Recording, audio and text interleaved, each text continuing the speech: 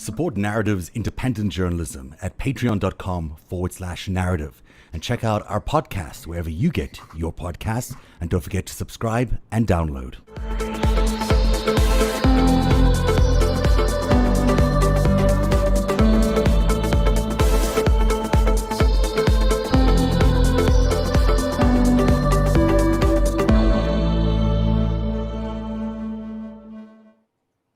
Hey everybody, welcome to Narrative Live. It's good to be with you today. Greg Oliar is here, LB's here, and Eric Garland is here. Hello guys. Hi. Good evening. There's so much news. We tossed out the show we were planning to do a few hours ago and started fresh because there was just so much going on. And look how cool, calm, and collected we all are right now. That's all an act, or a little bit of an act. So it has actually been an incredibly big news day. But it started off with an incredible story that was written by Greg and his amazing Substack, which you have to subscribe to, called Prevail. And it was all about Jared Kushner. So I'll play a little bit of Jonathan Swan's interview in a second. But first, let's hear about what that particular piece was about, Greg. Well, I can't stand the guy. I just think he's so emblematic, even more so than Trump himself, of everything wrong with the administration. Just a complete mediocrity in every way. Thrust into this position of great power through no merit or any reason other than the fact that he is married to Trump's favored daughter and raised by this guy who was a legit billionaire and a felon. Kushner's father went to prison for, among other things, he tried to blackmail his sister by setting up his brother-in-law with a honeypot prostitute of his acquaintance. And he filmed it and then gave it to his sister, like families do. And these are bad people. So I wrote about a year and a half ago, I wrote a piece at Medium called Boy Plunder, The Many Crimes of Jared Kushner, or something like that. Love that. Where I just detailed like all of these things that he has done, which are illegal, just flat out illegal, starting with that's what makes a criminal. It is.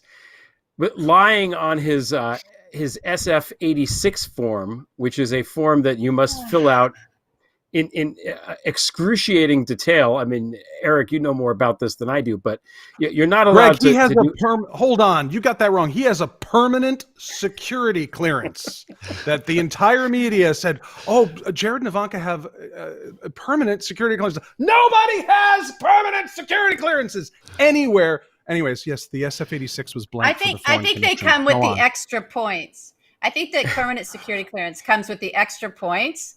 After you at the bottom of the test. cereal box, at the bottom of the cereal, where you get your Montreal, senile test, and you do that cognitive test, and then you get your extra points, and the extra points are a permanent security clearance. It's sort of the Foreign Service equivalent of double secret probation, I guess. Right.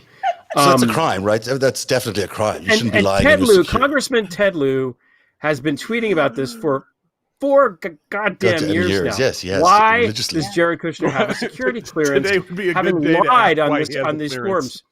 I believe he lied 3 times. They kept letting him revise it, but the problem is, once he gets into this situation where he's basically violated a law, and everyone's like, it's cool, whatever. It's just Trump's kid. He's dumb. Let him be, whatever. He's just like, he thinks that the laws don't apply to him. So he keeps breaking more and more laws more and more egregiously to line his pockets. We should have a sound effect every time we discuss one of his law, and it could be a breaking of the laws. And at that time, people can play a drinking game every time we mention something like for example, Friday night game. It's a Friday night game. We'll do it on Friday. We'll do a Friday night drinking game with that. We could say, did he violate the law or not? I mean, first of all, he uses his personal email for government business. Now, don't tell me, Jared Kushner, that you're not aware that that's fucking illegal, because the entire campaign of 2016 was built around the fact that Hillary did that. So don't tell me that you don't know that that's illegal. They do it. They get away with it. No one cares. They care about Hillary. They don't care about Jared. He just keeps doing these things. But there's a laundry list of things that I sort of go through on the site in my piece. the dealing with the foreign people that he met with during the campaign. He was at the Trump Tower meeting with Junior, where he met with Russians to get dirt on Hillary Clinton. And he knew that was the purpose of the meeting, because the fucking subject line was something like dirt on Hillary Clinton at meeting.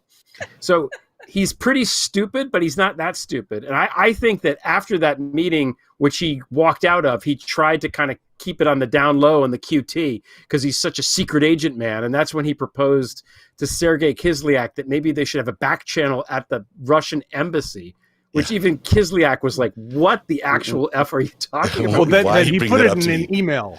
That he put it in an email. It's like, no, we don't, no.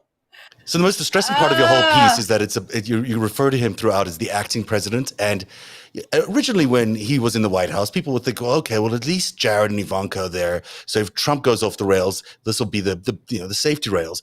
And it hasn't turned out that way. In fact, the acting president is far worse than the president. Right. There's the saying, like, in the land of the blind, the one-eyed man is king. And I guess, in the land of the complete morons, the one who's only slightly less moronic is, I guess, superior in the White House. I don't know. The whole thing is crazy. But the point of the piece of what we should talk about is the Vanity Fair piece of last week, written by Catherine Eban, about the secret group that Jared was tasked with forming in early March of 2020 to figure out a plan for the pandemic response. Remember that when that particularly happened? Around the testing of the coronavirus. Yes, they needed. He was charged with that whole program. So he goes and hires some friends, as one might. He brings in his college roommate, a couple billionaires, some other various and sundry people, and they actually do come up with a plan that isn't awful, which involves centralized aggressive testing. And they present the plan, and in mid-April, it's just completely scuttled. One of the participants said it went poof into thin air. And the thinking is the reason why it went poof is because they observed, Kushner and Trump and the political experts, that at the time, the damage was being done more to the blue states, i.e. New York, New Jersey, California, than the red states. And therefore, Trump could just do nothing and blame the governors for shitty response, and it would be a good political thing to just let it burn. So that's what they did. And unbelievable. Not only is it evil, not only is it to politicize something like that is evil. Jared Kushner grew up in New Jersey. He was born in Livingston and raised in Livingston, 20 minutes from where I grew up in New Jersey. Then he moved to Manhattan and lived there the whole time. So the people he's trying to kill here are his friends and family and neighbors. That's what a piece of shit scumbag he is. Yeah, he lives in a kind of world where he doesn't even think of the people he passes in the street as his neighbors, right? He views everybody in his elite social circle as his friends, but he doesn't see anybody else in New York City. He doesn't care about anybody else in New York City. No, he doesn't care if they go, especially if they're voting for Democrats. Yeah. And that's basically, if you try to get into the man's mind, that's what he thinks. It's about money and not going to jail. Yeah. Mm-hmm. Go ahead, LB. So I don't separate Jared Kushner from his brother Josh. I don't. Mm-hmm. They are in business together. They are in the same social circle together. They have the same celebrities in their phones. They go on the same trips with these celebrities. Mostly it's kids of celebrities, frankly, or big, powerful people. Right. This is a very small little claque. And those children of those big, powerful people, and those big, powerful people themselves who are getting older, they live out here. They have other places and other homes. They have homes in New York, no doubt. But I don't separate Josh from Jared. And I am still watching these people, some of whom I know. If this podcast gets to them, they'll see my face. Don't shit your pants. I'm not going to talk about what you said in your kitchens. But you need to separate yourself from that family. Mm-hmm. Those two boys do not deserve anybody in any kind of social circle with them, offering them some kind of candy-coated experience where they can still walk into parties or no, I mean, not that we're having parties anymore, but they're on their fucking yachts. They are doing that.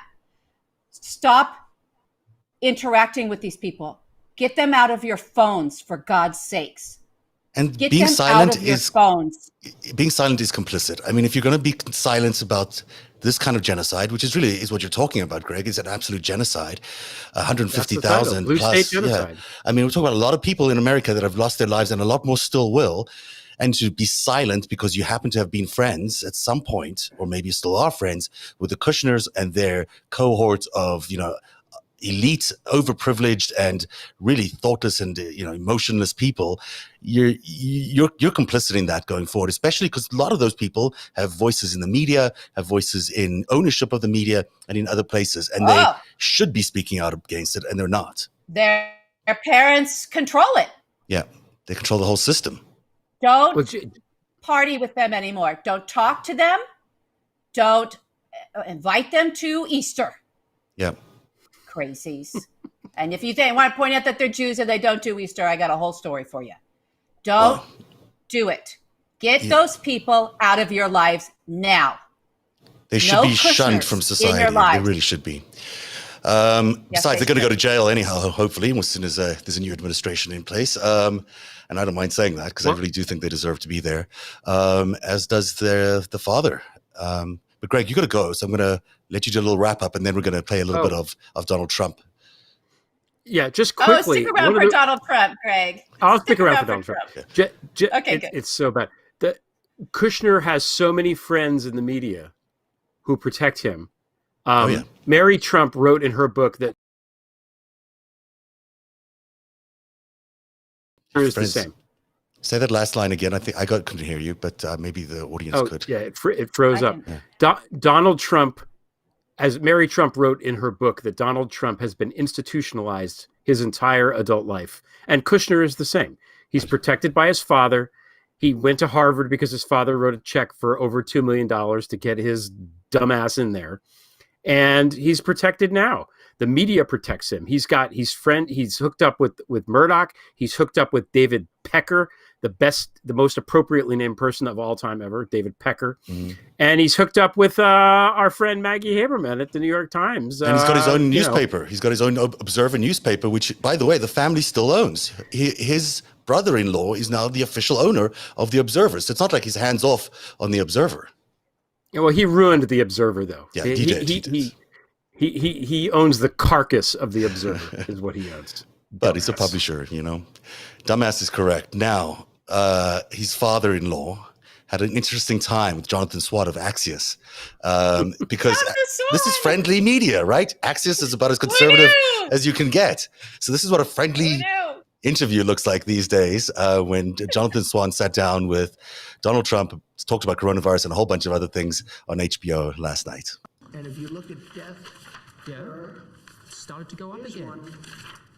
Well, right here, the United States is lowest in numerous categories. We're lower than the world. Lower than the world? Lower than what is that? Europe. In what? In what? Take a look.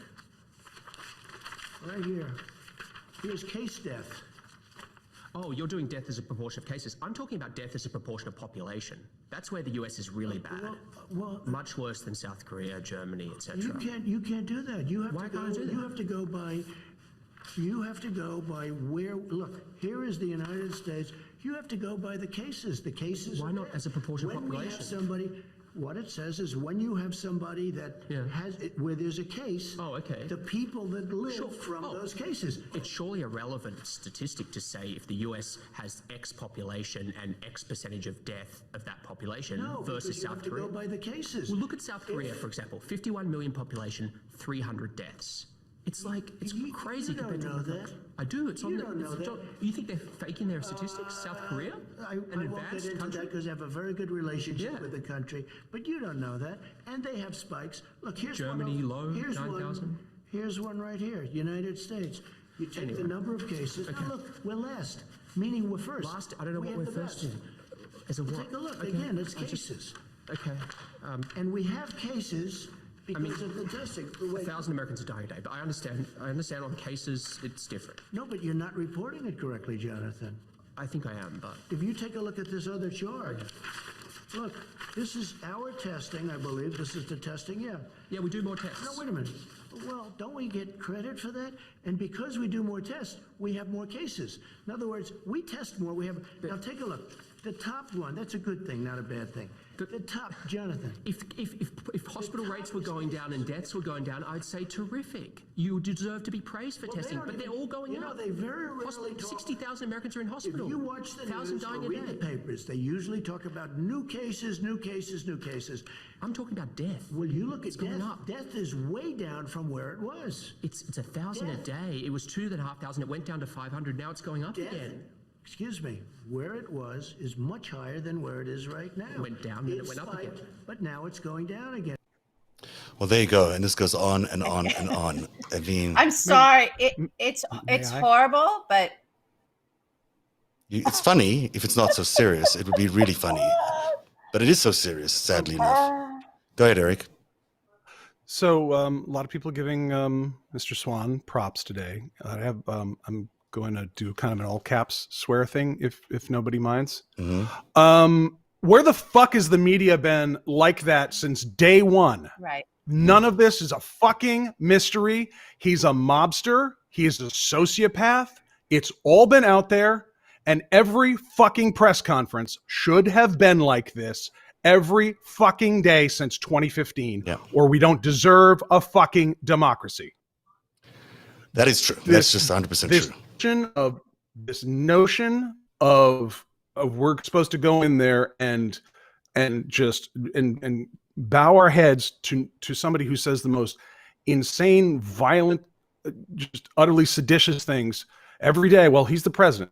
Yeah, but he wasn't before, and you let him get to this place, and then he was president, and he wasn't acting like president. He's breaking all the laws. He's bringing his son-in-law in, which Greg's writing about beautifully and brilliantly, and we're just all sitting in shock. I mean, it's great to finally have somebody go, wait a minute, that doesn't make any sense. But there's so many smart people in this country that could have a talk with that Donald Trump and go, that doesn't make sense, dude. Sorry. So where have they been for 4 years? I mean, this guy's committing genocide. There's no doubt that the number of deaths that are now already is 154 or even higher, 154,000, we should say, are so much higher than anywhere else in the world. It's only due to his inaction and maybe his actions, which has been to encourage people to get into further danger. And now you're reading about people going to schools and not following social distancing, and they are crammed into hot classrooms where they're overcrowded and there are no masks. So in 2 weeks from now, those kids are going to go home and give their families coronavirus, and more people are going to die in 2 weeks. That's from right. now. And there's no, this is happening right now. There's a major genocide happening right now, and no one's doing anything about it in the media. And you don't need the intelligence community to step in on, wait a minute, he's suggesting that we fucking kill ourselves. Yeah. You do not need the geospatial intelligence snapshots from space. You don't need the CIA files from the 80s. He's telling us to murder ourselves and that maybe we won't have an election. Mm-hmm. So, and it's not just affecting the blue states anymore. It's affecting all the states, but it's affecting certain people more. It's affecting Black and Latinos more. And so that's another calculation in his brain. Right. I bet you they're going, well, we can't have a proper voter suppression program this year. So, well, I wouldn't put it past them. I'm not saying that is their thinking, but you can't put it past them because it's now on this record because of what Greg brought up, which is important, is that Vanity Fair article.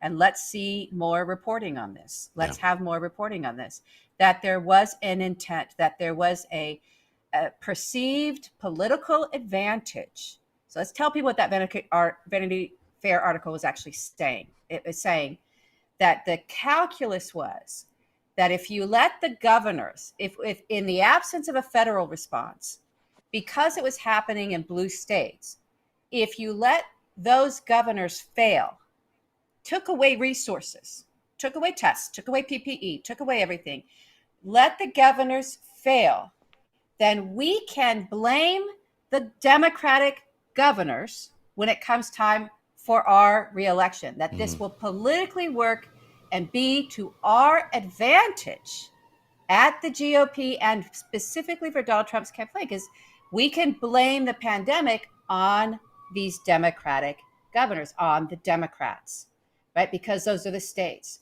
So let it ravage there. Let the pandemic ravage there. Withhold the necessary supplies, tests, PPE, as well as the federal response. Push it on to these blue state governors and then blame them when it's so bad, when they have such high death counts, which is why he kept going back to it. It was bad before because they want to point out that Cuomo somehow was responsible for all those deaths. And Cuomo comes out looking pretty good because against all those odds, he still did a good job. So that's pretty impressive. Right. But his point But back to the political calculation is the point. A political calculation that if these people die en masse, get infected and die en masse, that will work to our advantage. Now, Cuomo blames the Trump administration. Sat there and fucking did. Cuomo says the Trump administration's ban on Chinese travel, was actually designed to encourage more travel from Europe, more virus traveling through people from Europe. But he's not saying that. He's saying that's the effect of what happened with the ban of China. So you can go to the point of, was the ban on Chinese travel actually intended to make more travel come through New York? Because all the travel coming from Europe is landing in New York. It's not going to the West Coast. So it might have been a political calculation there too, if you want to be really devious. I'm guessing, but I know that by not having proper intake, when you do a travel ban, we've been through this. This is the first thing the Trump administration did. When you do a travel ban, they know what's going to happen. The airports are going to get clogged up. You're going to have a hard time getting people through the customs. There was nothing set up. It's going to be this jam, this traffic jam of people coming, trying to flood in because they're about to get banned and spreading it amongst one another like crazy. I can't even imagine where it's coming from is really important, because if it's coming from Asia, it's going into the West Coast. If it's coming from Europe, it's coming into New York, and that's what it came to New York and Chicago. Chicago was also hit hard from that, and then you go 2 weeks out from those very crowded lines because there's no federal anything there. The federal agents, the TSA, were like, we don't know how to get these people through. Everyone's crammed. They're crammed on planes together. Then they were crammed in customs trying to get in. And 2 weeks later, 2 to 3 weeks later, Chicago and New York are on fire. They're on fire. With a worse strain as well. A strain with that the worst strain coming out of Europe. Actually came in through Lombardy first, or through Germany actually first, then to Lombardy. Right. I mean, there's a lot to be investigated here. This is not just as simple as they were doing that. They were trying to make money off the vaccines, trying to make money off the testing. We saw that through some of the deals they did this week with Sanofi and some of these other companies. There's a lot to be investigated about how much money has been made by this virus being made worse, by the amount of vaccines they have to sell and tests they have to sell. One quick point I want to make, piggybacking on what everybody else is saying, is that the irony of all of this, the horrible, cruel irony, is for all the thought that went into the political calculations about what can we do for this, that, and the other. The best thing that they could have done to convince voters to vote for them is to manage the pandemic well and succeed at it. I mean, do we need a team of political people to, specialists to be like, hey guys, maybe don't screw this up and it'll be good? No. I mean, that's basically the message. That's why I get so upset when everybody says that Jared is the smartest of these people. He's not. He's the dumbest. Only a fucking moron would think that you can just keep a pandemic in blue states and somehow work that advantage and let's let a bunch of people get sick and die and we'll blame the governors. What kind of moron thinks this and then sells it? He's more than a moron. He's a cruel person. And people who know him describe him as a cruel person. And so, he's motivated only by money, and the pursuit of that comes at all costs. He doesn't give a shit about anybody else. He really doesn't. And you can see it. You can see it in his everyday actions. And I don't think he knows what he's doing with tech or anything like that. I don't believe he knew anything about Project Alamo or anything. Someone gave that to him and he got away with it. He's just a fraud, just a big fraud. Yeah. Big fraud. Well, go check out Prevail, because that amazing article by Greg Oliar is there. And it's terrific with subscribing, because it'll make your Tuesday morning seem so much better. because it made my Tuesday morning feel so much better. Greg, thanks for dropping in. We'll have you back Friday. It'll be a fun time. Thank you. Thanks for having me. I'll see you guys later. All right, cheers. And we're going to keep going because we have a whole other thing that we've been planning, and I'll just change these screens. 1 second. I know there's a 3-shot here somewhere. There it is. It's okay. I can't. And also, I'm just trying to see people on Periscope, and it's not. My Periscope is not working. So well, I can check on that too. Okay. Might as well check. Seeing how we're taking a little moment here.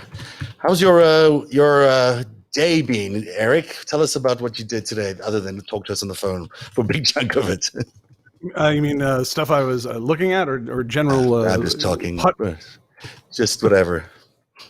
Beautiful weather here in St. Louis, oddly so, and took a jog, and otherwise followed the really looking at the terrible impact in Beirut right now.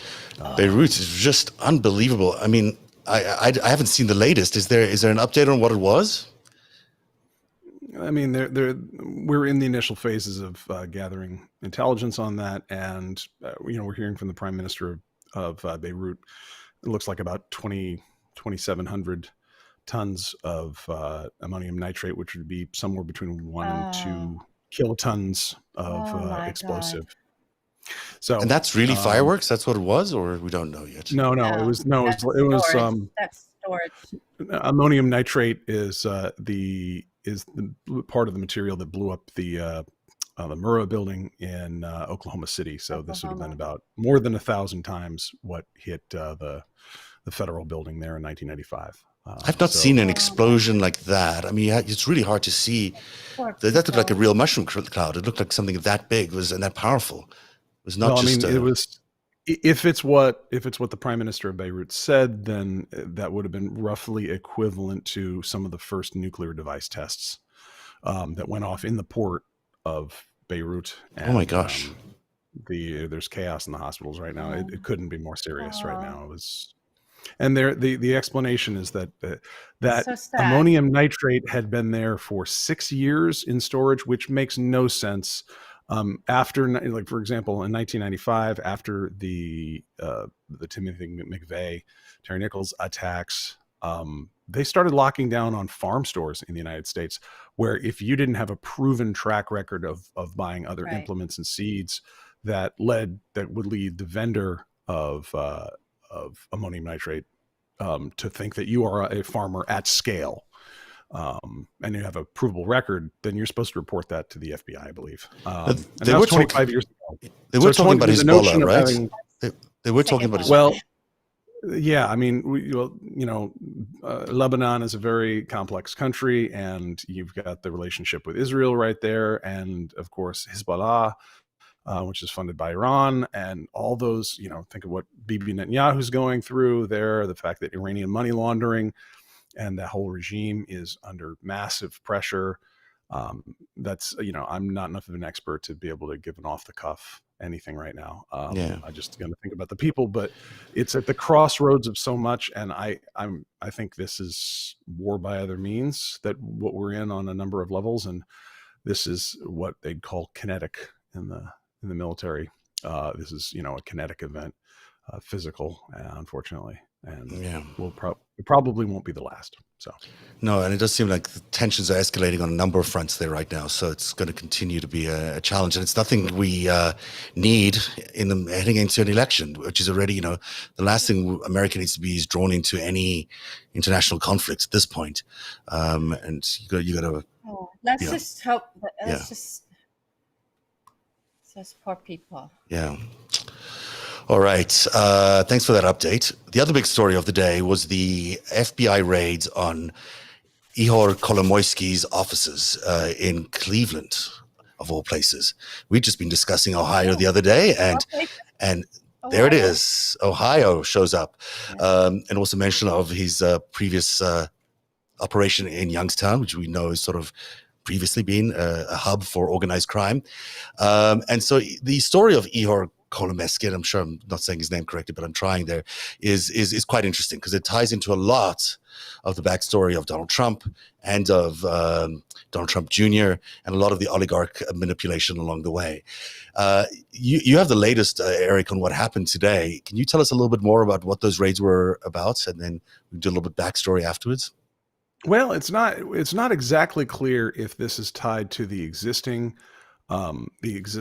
court case that's going on in the state of Delaware, which is about money laundering from, I believe, the former Privatbank assets through Florida up through Delaware LLCs, where they got the jurisdiction for the suit. And it's a RICO case involving the state of Ohio and the purchase of real estate, particularly in downtown Cleveland, as well as metallurgic factories and, capacity of that sort. And, this is right up Kolomoisky's alley. He's somewhere in the top 3 of the most wealthy and influential Ukrainians, right up there, Rinat Akhmetov and Viktor Princhuk. And his industries typically are ferroalloys, finance, oil products, mass media, and basically metal, fossil, kind of Russian stuff, metals, fossil fuels, finance. So good old Russian mob kind of stuff. And he's dug in like an Alabama tick into this country. And he was banned for a while from being in Ukraine because, I'll go into a little bit of the backstory on how we got here. So he created this thing called Privatbank, which turned out to be one of the biggest banks in Ukraine. They started this bank in the early 1990s, and that's his partner there, Gennady Bogilov, I think is how you said. I'm not sure. Bogolyubov. There you go. Thank you. Good accent. And so they grew this thing into a giant bank. It was responsible for a huge part of the Ukrainian GDP. Now, as it turns out, in around 2016, it was discovered the thing was a giant laundromat. And they did that, I think the prosecutor at the time said, a money laundromat, nothing else, is when she was describing the bank. Right. $5.5 billion had been stolen, basically, from the Ukrainian people.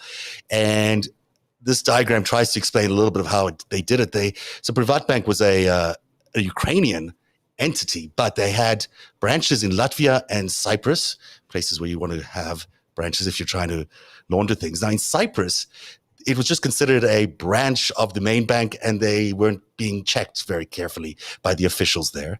In Latvia, that you might remember came up. Cyprus? Imagine that, eh? Cyprus not following banking rules. We got to move to Malta. These people aren't clean. And Latvia became part of this about the Russian laundromat. You might remember a few years ago with Danske Bank, which ties into Deutsche Bank. That's how the Latvia operation worked. And the way the operation, I was kind of interested in this today because I hadn't seen this kind of detail around how the laundromat works. So they created these companies, offshore holdings, British Virgin Islands of all places is where a bunch of them were held. Never comes up. And so Kolomoisky and his partner had offshores there. Then they had these other offshores that were paying back some of the loans. So they were loaning money from Privatbank to their own companies, and they had these other companies billing those companies and then paying back only a portion of the loans. The rest of the money, kind of like a Ponzi scheme. It is a Ponzi scheme. It's just generally a Ponzi scheme. There's no other way to describe it.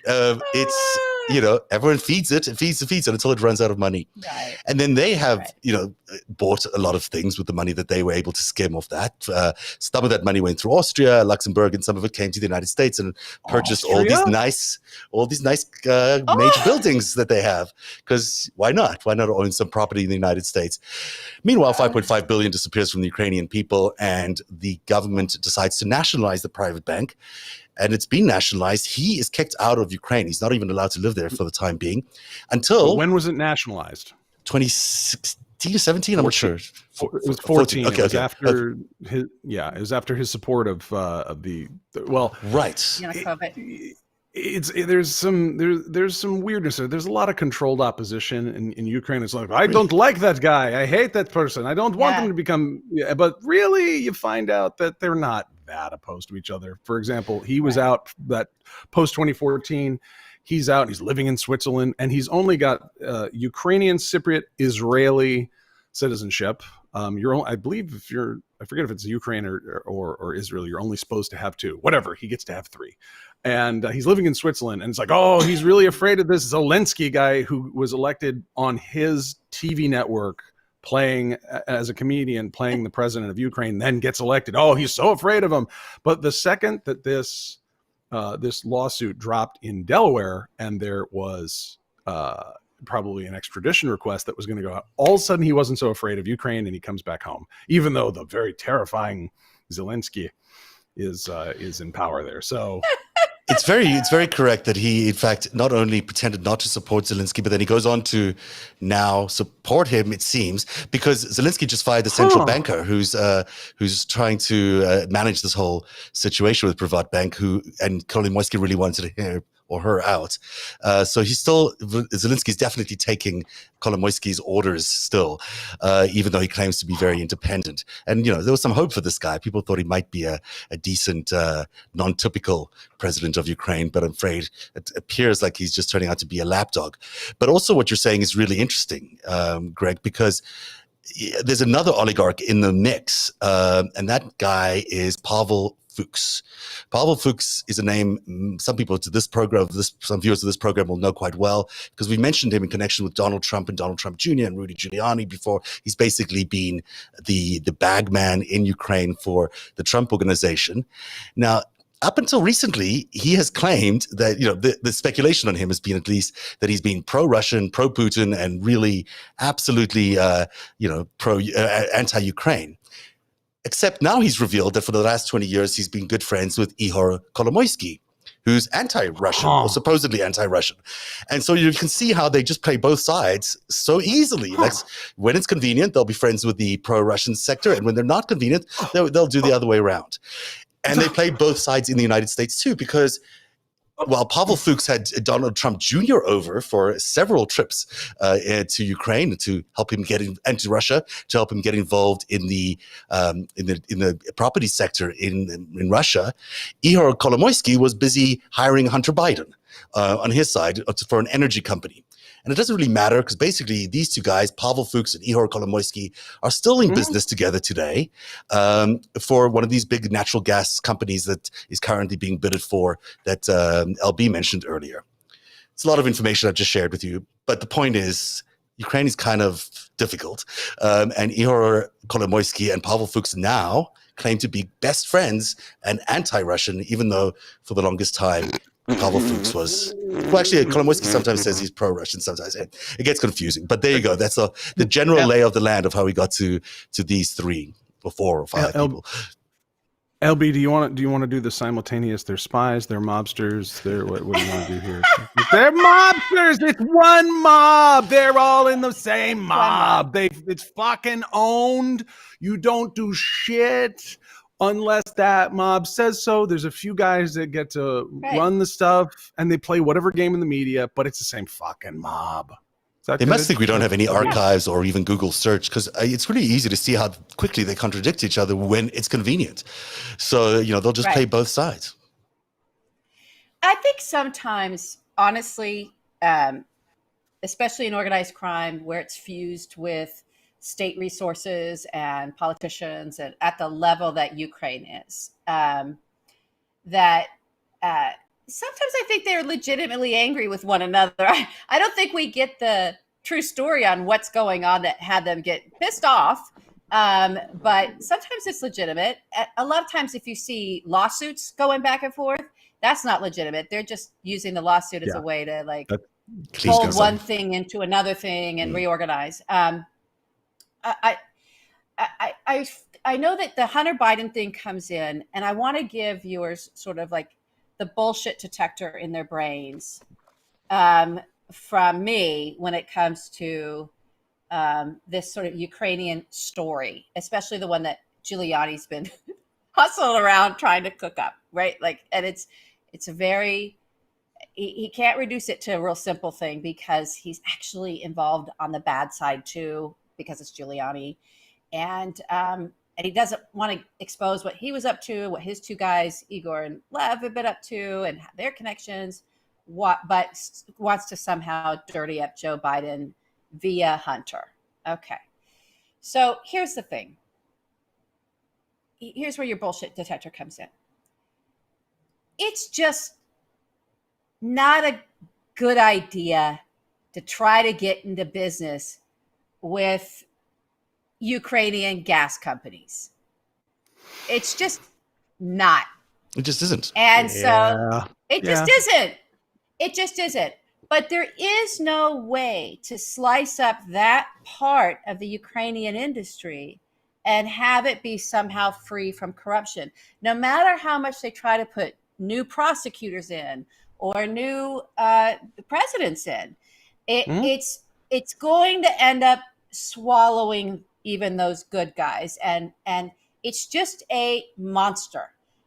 This is what's called the nefta, which is Russia for, I think, gas or oil mafia. Okay, and the best thing anybody could do if you just want to read about how that world works is there's a 1998, I think that's the year, report that the Italian anti-corruption, anti-mafia group put together around this particular industry in Ukraine. And it has not changed. It's been, 20 years now plus? It's not changed, not the way it operates, not what's going on there. You can't change that. It's too drenched. You have to burn that shit down to the ground. Ooh, my phone. and start over because it's so born out of and still embedded with organized crime. It cannot be a corruption-free interaction or relationship, which is why Joe Biden was like, when he was VP, trying to go, get that guy out of there, right? Because we've tried. The U.S. has tried. We've tried to clean this shit up because it's really bad. But inevitably, it's just going to be bad again. So Giuliani can't escape. He can't carve it up in some way to make it sort of saying, like, here's the good guys over there in the same industry, and here's the bad guys over there in the same industry. It doesn't exist. It doesn't exist, everybody. No. It's just corrupt.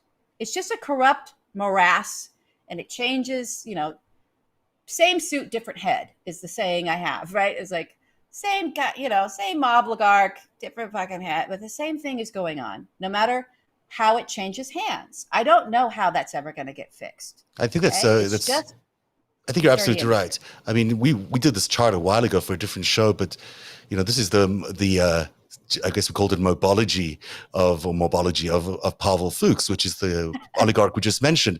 And, this was just before we connected him to Kolomoisky. You can see he's connected to Dmitry Firtash, and Dmitry Firtash just one stop away from Mogilevich. And same with Parnas and Manafort and Giuliani. I mean, everyone's this is how close everyone is, at least in that circle, to Mogilevich. We don't see the same kind of mobology, at least I haven't, on the Democratic side. There are, Hunter Biden happened, probably very unfortunate decision, but we don't see very much more than that. I haven't seen this look at the amount of people bidding right now for all these natural gas tenders. I don't see any Democrats there. I see Giuliani, I see Perry, I see Fuchs. I mean, I don't Fuchs. That's right. Yeah. So, this is not the same game. Sure, there's corruption on both sides, but there's extra corruption going on, I think, within the Trump world and the Republicans. It's a different level. Sure. Podesta was working for the same Yanukovych, working for Manafort. So, make of it what you will. And there are Dems in on this, but it's really hard to do to try and be fair to go, this is about corruption. This is not about partisanship, because I'm sort of a spook American. I could give a crap about the political parties. George Washington didn't like them. I don't like them. But you want to be equal in the sense you want to analyze the things equally and not partisan wise, but they're not equivalent. The GOP is owned, and there are some stragglers in the Democratic Party, and you go through the FARA database, the Daschle group, Tom Daschle, former Senate leader, is all over the place. Dick Gephardt is all over the place. The Podesta group doesn't exist anymore for reasons that, I'm sure we've yet to discover. But then the sheer ownership by foreigners of the GOP is just it's not the same. So yeah. And the other big difference is Donald Trump himself. Yep. I mean, Donald Trump, we've never, as far as I know, had a president of the United States as close to an oligarch involved in one of these things, as far as I can tell. I mean, I'll give you some examples of how close they are. So, This is wacky. Fuchs actually was a licensee of the Donald Trump brand, and they were going to build this giant Moscow Tower back in 2004. And it was Pavel Fuchs who was going to do that. So this is 2004, 2006. That's how long ago they've been in bed together with each other. Donald Trump Jr., as I said, wanted to enter the real estate market. He visited Moscow 6 times in 18 months. Who needs to visit Moscow 6 times in 18 months with no business there at the time? And that's about the time he said we see a lot of money pouring in from Russia. So, Fuchs also spent, he's worth $270 million, as you can see there. And one of his allies was Viktor Yanukovych, as it turns out. That's not a lot. Well, this might have been a while ago. Actually, he might do better. It was a while ago. Yeah, but he's been run out of Russia because he's now he says he was run out because he's close to Kolomoisky. But the thinking is that he was sent to Ukraine to do Putin's dirty work. And one more thing here, because you'll appreciate the name here. I think he has ties to the Solnitsevsky organized crime group, and one particular Senator Alexander Taravanasov. Solnitskaya, yeah. Thank you. I mean, you can say it that way, but Yeah. it's spelled a little differently. Yeah. And so this is a major organized Alexander, crime. Yeah, it is. I don't know what to say, everybody. It's really bad. These guys are really bad mobsters, and they take that money. What they've done, what this whole sort of thing is the money was taken through a vehicle like Privet Bank, brought into the U.S. and pushed through things like real estate and hotels, right? And so it's because it got pushed in Cleveland, because we can kind of circle back around to that of what's going on there with this FBI raid, of taking everything, because Kolomoisky's under investigation, and it does look like it's the same thing, but Eric might be right. There might be something else going on there. They're getting the paper on where the money went, and the money, you're going to push money into properties here that's laundered money from organized crime, right? Our investigators might be interested in that. Maybe there's some RICO happening there, right? So money laundering, so that's what it is. It's very basic how they do things, and they've been doing the same scams over and over and over and over and over again. So not only do they push it in there, but they tend to push it into the dark money pots behind political campaigns, or into the inaugural committee, right? Into the inaugural stuff. So Fuchs is in there pushing shit everywhere, and then getting pissed off that he didn't have a good table at the party.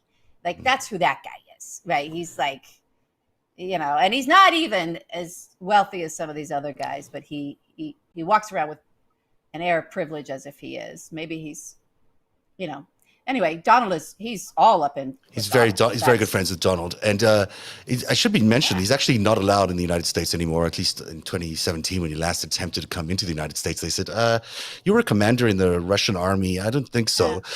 He's also not allowed into Israel. He was turned away from there, and also not allowed into Mexico. So it's not like he's not on people's radar as being part of the Russian establishment, if you'd like.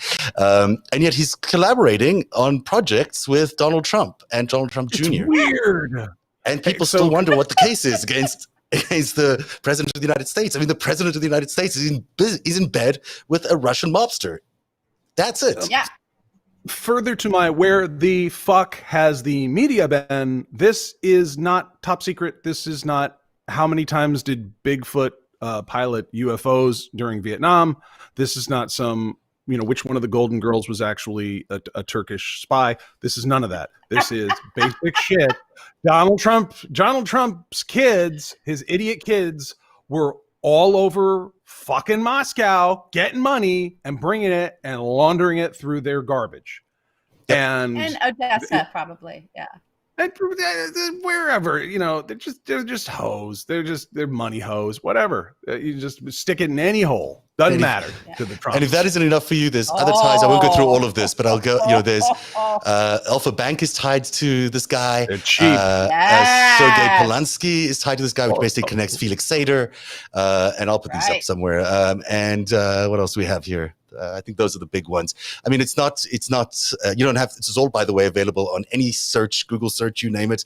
It's not like you have to have any access to anything. Google search the guy's name. Google machine. You'll find out that he's also been in bed with Mukhtar al-Bazar, who's part of the embezzlement of the BTA money, which funded the Soho Trump Tower. Trump Tower.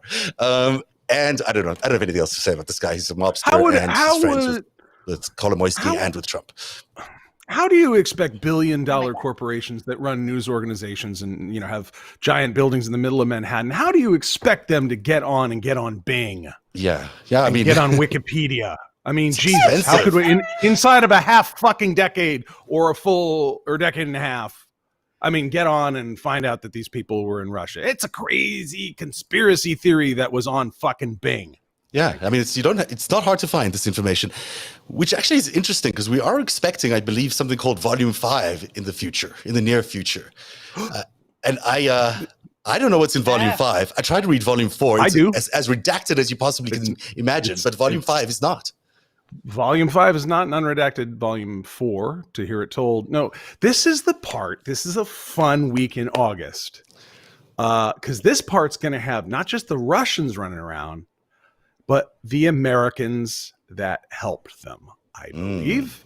Mm-hmm. And that will be really awkward. Mm-hmm. Not for me, not for you guys, not for the audience at home, except for the well-meaning members of their representative hostile foreign intelligence services. Welcome, guys. But for all our people, we're it's not awkward for us, but maybe at the... Well, are they still not having any media at all at the Republican National Convention this week? They're not having any media at the convention? I didn't read that. That's really unusual and interesting. I mean, I'm assuming Sputnik and RT, I'm pricing them in. Right. Of course. I'm sure they'll be. Yeah. Oh, Facebook. So this is coming out of the Senate Intelligence Committee, which is about as high an authority as you're going to get on the matter because it's Republican controlled. So any accusations can't be leveled against them for being biased or anything like that because they've been in charge all along. Senator Burr is in charge of that committee, and it's expected to be, to some extent, he was until he stepped away, but it's expected to be pretty damning, and it's expected to be something that we're expecting, which is sort of the counterintelligence report that we never got to see when Mueller first gave his opinion. So this might look a little bit more like that than what we saw in the Mueller report. Here's hoping. Yeah. Here's hoping. We have to wait and see.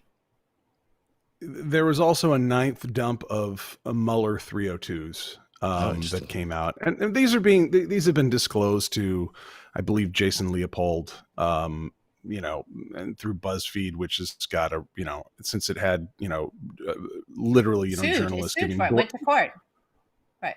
They sued for it and went to court, but we're talking about an outlet. Right.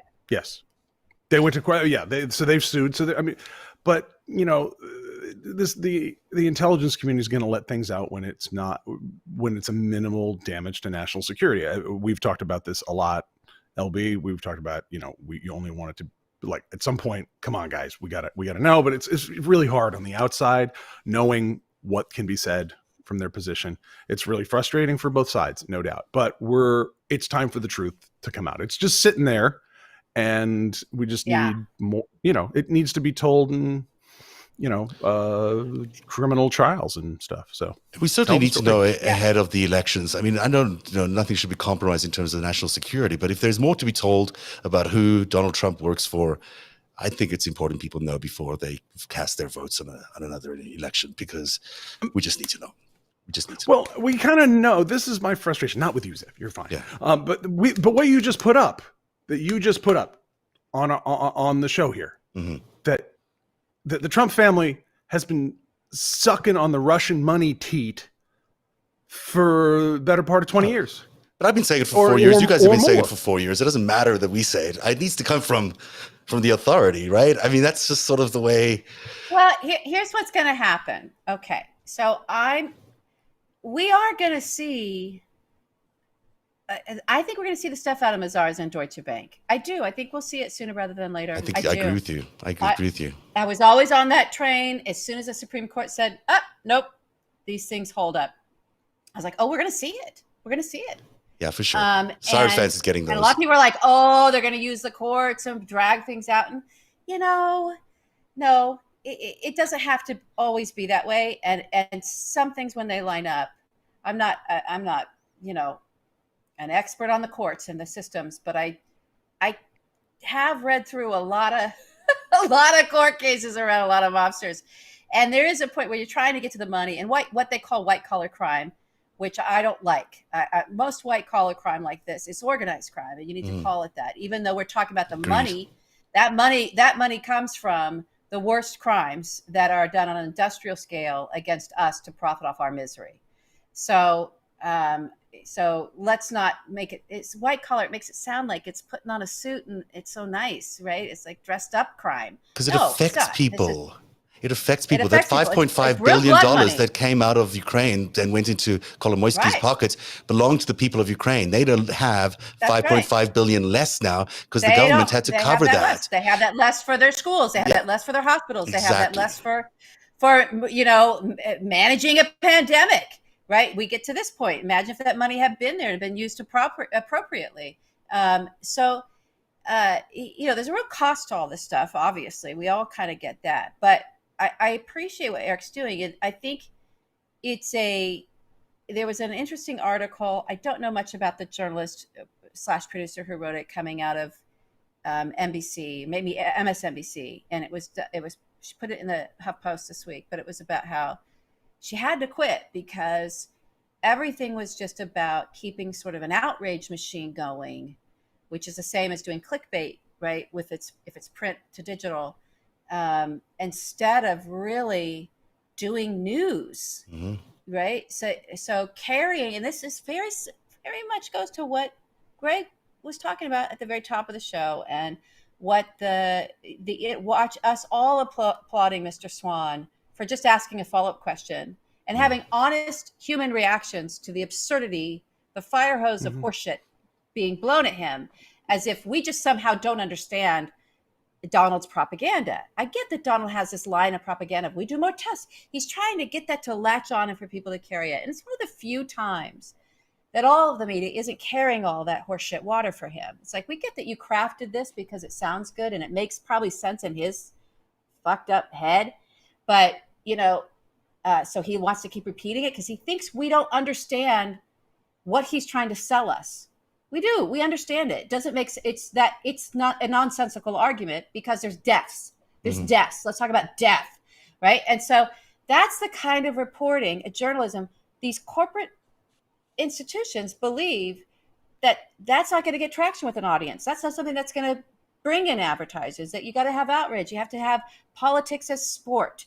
And you have to have journalism as outrage. You have to have, put everything on these far extremes and stoke it all. Conflict. And that's how our advertisers want conflict. And actually, no, you can go right down the center with the truth and go, because this guy is such a monstrosity. This administration is so corrupt and so crooked that if you just go straight at that, trust me, you're going to have a big freaking audience for that. That's going to be big, earth-shattering. People are going to remember where they were when they watched, a journalist actually challenge the president on his multitude of crimes, or Jared Kushner on his choice of just like, oh, I haven't done a genocide before. Let's try a genocide, right? Let's do that. That'll work for us, right? You go straight at them with that, and you'll have better ratings than you ever said. I can say this as this anonymous book account on Twitter, right? I average 30 million impressions a month. It's like, because I'm talking about organized crime and Factually, the presidency. And accurately. Factually and accurately. And boom, they show up for that. And they show up. There is such a lack of investigative reporting. They'll investigate some, sordid crime for Dateline or 2020 until they're blue in the face of the networks. But they won't spend those same resources on going to investigate did the president get in bed with a Russian mobster. And they have those resources sitting there. They just have to make a decision. We're not going to cover the murder of the week. We're going to cover the criminal in the White House in that way. And they would find the story because the story's out there, as we've shown. Well, we're not going to cover the horse shit that's falling out of his mouth that he wants us to keep repeating these semantics, right? Yeah. Because he gets to work the semantics. We're not going to do that. We're not going to say, well, we test more, so therefore, blah, blah, blah. We have more tests, so therefore you see more cases. No, Jonathan Swan went, no, I'm talking about deaths, right? Deaths per population. 1,000 people are dying every day in your country, sir. You're not doing anything about it. You're saying it's good news? It's not good news. There's no good news here. It's terrible news. It's the worst news you could possibly imagine. It's the worst we've ever had here in America. I can't think of a worse tragedy in American history. No, I can't. There. Sometimes you think that we got soft here in the United States because while there has been a world at war, we haven't had it on our soil directly, save for 9/11. The rest of the world hasn't had that luxury, and I'm not taking the line that America is, an imperial policeman, that we're the ones exporting war. No, I think when you look at what happens to the geopolitical order when America's not there, things get very violent very quickly, leaving them to the mob and dictators and whatnot. But look at Beirut today. It's like, what violence looks like, what chaos looks like. It looks like that when your city gets flattened. We used to know things like that. People, when we had our grandfathers and grandmothers who went to war in Europe or the Pacific, they knew what devastation looked like, and they knew you had to take seriously. You had to protect democracy because you saw what dictatorship did. You had to protect peace through strength, because you saw what collapsing in the face of a warlike regime, what it looked like. It looked like death, devastation, blood, real horrible things. And a lot of people, I think cognitively, it got far enough away that we could describe what was happening, intellectually. And as a futurist, studying long range strategic forecasting, as I have for 20 years now, you look at the biology of it, of what actually triggers the human brain into action. We are physically built for short-term reactions. We're really good if wherever we are tonight, recording, if a bear runs in the room with us, a bunch of things are going to happen to us physically to deal with that threat. We're going to dump out all sorts of neurotransmitters and hormones so that our blood vessels contract,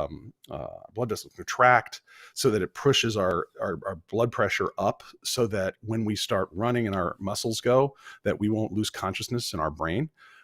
We shut off some of the frontal temporal lobe functioning for overthink things, and we run, we fight or flight. We're literally, something physical happens to us. But if we say, you need to wear a fucking mask or your grandmother's all going to die, and maybe you will too, you go, well, but you're saying baseball won't be on? No, we're saying there's going to be a pile of fucking dead bodies. Well, when? Well, we haven't shown the bodies. I mean, there's been a concerted effort not to show the bodies on the networks. That's right. And I don't know where that comes from, other than you're not, technically meant to like linger on bodies. It's hard but to I mean, get into hospitals. But there are it's bodies. Hard to get into hospitals and show that, but there are bodies. I don't know. There were these freezer trucks parked outside places. There, we haven't shown any of those because it's hard to look at. It is difficult to look at dead bodies, but maybe we need to show some of that. Maybe we need to show some of that just to It triggers the that thing that I'm talking about. It's like that. If you keep that away and it's intellectual, that might happen. No, it's happening now. This is not a forecast. I knew in December what was going down because I was hearing this thing has an R naught value of 3. This is how contagious this is. This is how deadly this is. Yeah. This is a nightmare. I heard it was coming. I'm trained for this. I talk to experts, and I don't need to see the pile of dead bodies to go, there's going to be a pile of dead bodies, because that's the kind of people that I talk to in my career.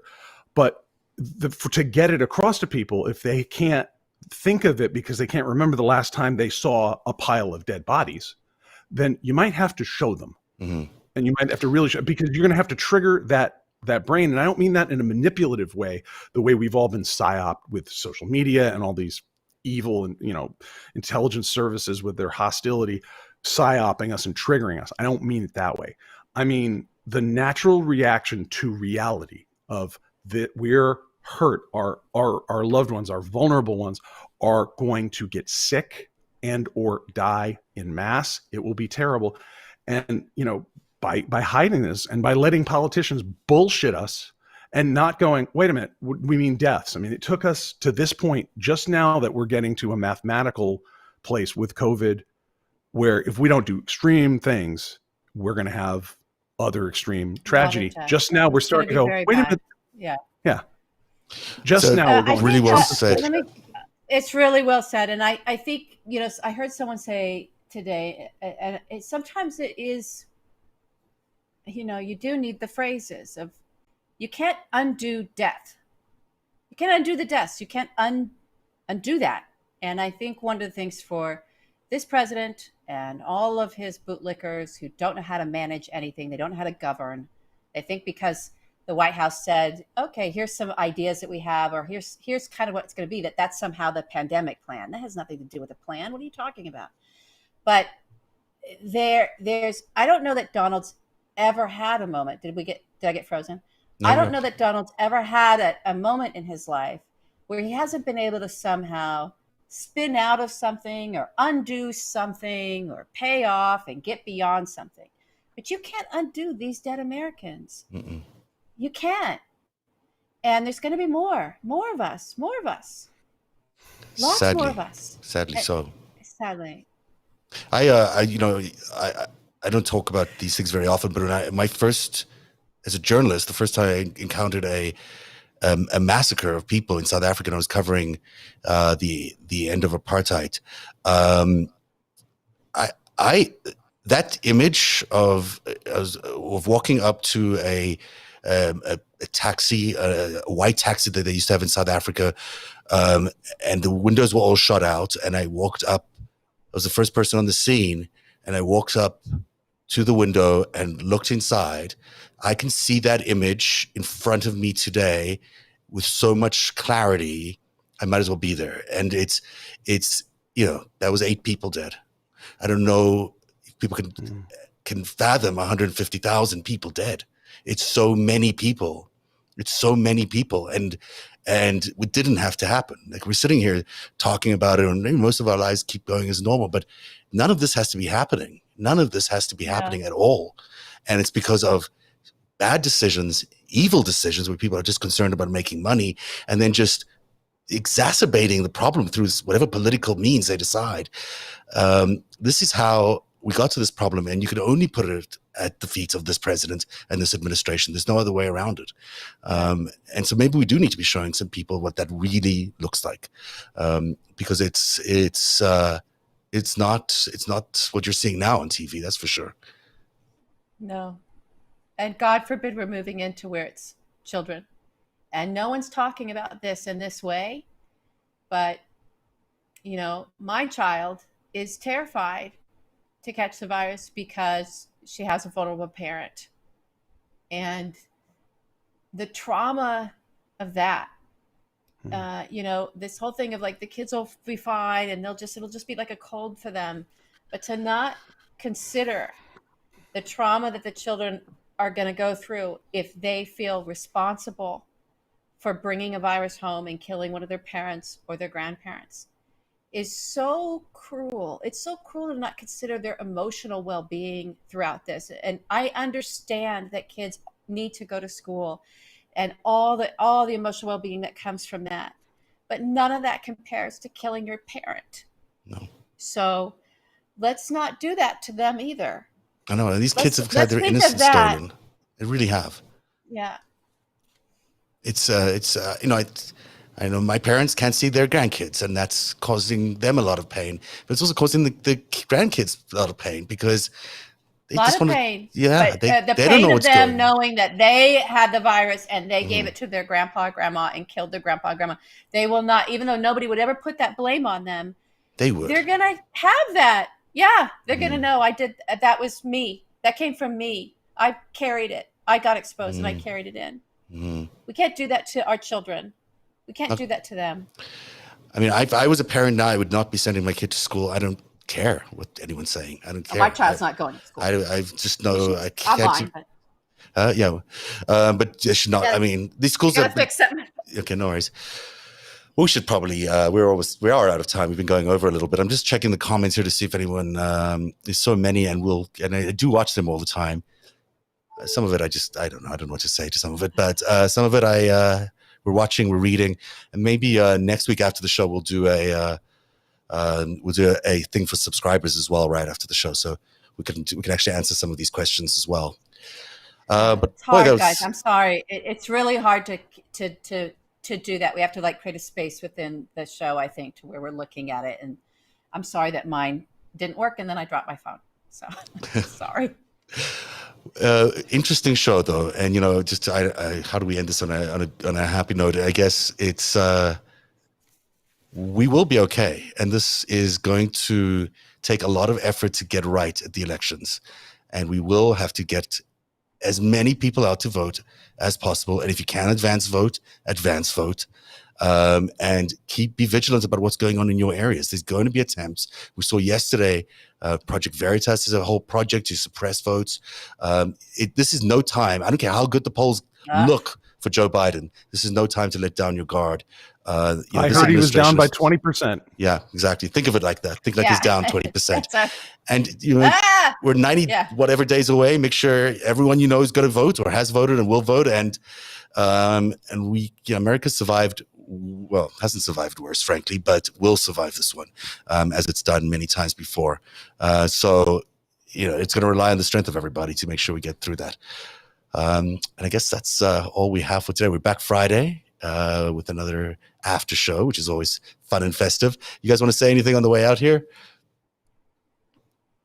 All right. Register your friends to vote. Yeah.